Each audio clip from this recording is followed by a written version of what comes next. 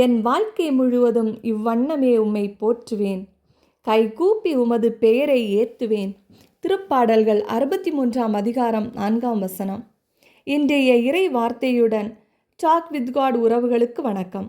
நான் உங்கள் ஷீபா ஜான். இன்னைக்கு திருவிவிலியம் எழுதல் நாள் 2. இப்படி ஒரு வாய்ப்புடன் உங்களை சந்திக்க இறைவன் துணை புரிந்ததற்காக எல்லாம் வல்ல இறைவா உமக்கு நன்றி.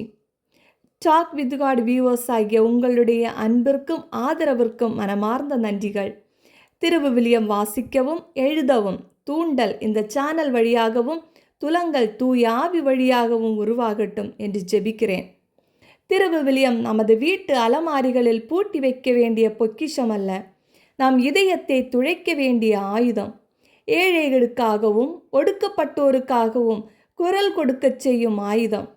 அந்நியர்களையும் ஆதரவற்றவர்களையும் அரவணைக்கச் செய்யும் ஆயுதம். திருவிவிலியம் வாசிப்போம்.